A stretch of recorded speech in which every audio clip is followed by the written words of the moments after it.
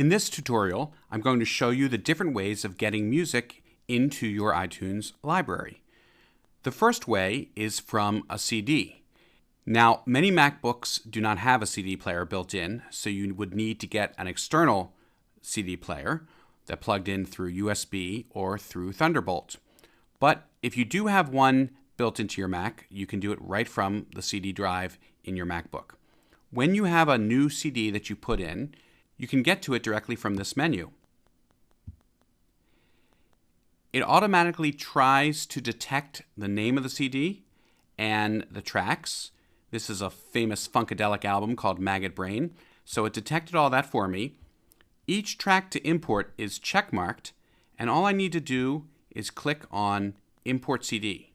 I can first change any of the information. Now, just for the sake of time, I'm going to uncheck all of these tracks and only import this little tiny one called Back in Our Minds. I'll click on Import CD. We have a couple different choices. We can import this as an MP3 and different qualities of MP3, or as an AAC, Apple's own compressor, which does a very good job of compressing and maintaining sound quality. Or if we really want to go for the best quality, I would use the Apple lossless encoder, which creates a larger file but maintains the complete quality of the track.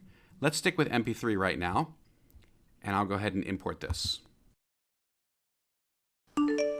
All right, you can tell it's done. I see a green check mark there. Let's find it in our library. I will type in Maggot Brain. There it is. And there's the song, and we can play it back. So that's one way of getting albums and CDs and music into your iTunes library. The second way is the iTunes Store.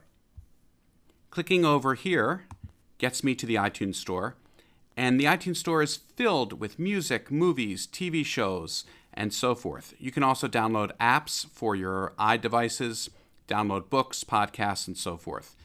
We can even download university courses from iTunes U.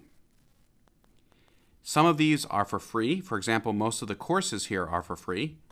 And some of the music you can buy. For example, if I want to buy this new Daft Punk album, you can see the prices right down here, $11.99 for this album. And to go back to my library, click on that. Now, you may have noticed that a lot of these albums have a little cloud next to them. All of these are albums that I have purchased in the past from the iTunes Store.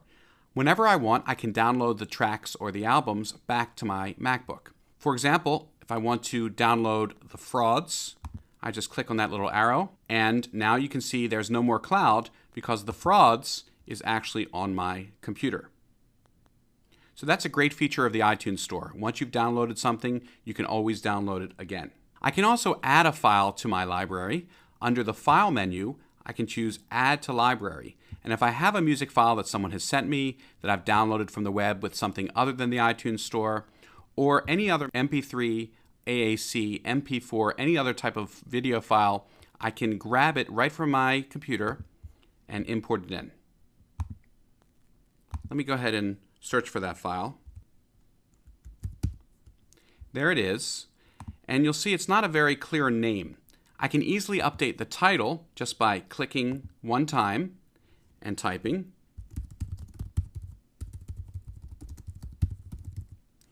Or I can use the shortcut Command-I or choose Get Info from the File menu to bring up lots of information, including album artwork, lyrics, how I want this sorted, and so forth.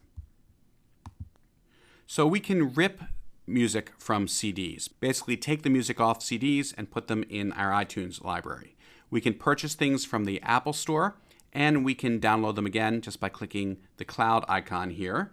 We can import things directly from our desktop or from our computer using Add to Library. And there's one other thing that we can do, and that's called sharing. Under the iTunes File menu, you will see Home Sharing. This allows me to share my library with anyone else on my network and allows them to share their libraries with me.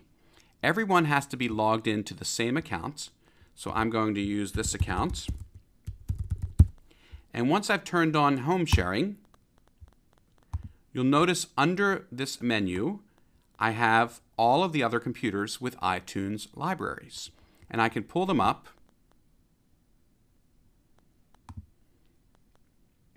And I can see all of the tracks on Alison Fine's computer, including albums, artists, genres, and so forth. The last thing I'll mention to you is something called iTunes Match. This is a service from Apple that lets you store all of your music in the cloud if you have an iCloud account. Now, it doesn't work for extremely large libraries, like mine is way too large for iTunes Match, but it's great if you have an average size library and you're not a crazy person like me. In order to turn this on, you go to the Store menu and choose Turn on iTunes Match. This will tell you how to turn on iTunes Match, and for $24.99 per year at the time of this tutorial, this is the price for iTunes Match, and it allows you to store 25,000 songs that can be accessed from up to 10 devices. So it's a great way of storing all your music in the cloud and not having to worry about losing your music because you know it's safe on Apple's servers.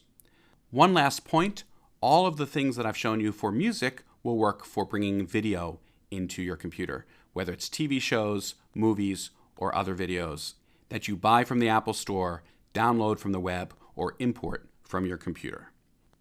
And that's a little bit about getting music and video into iTunes.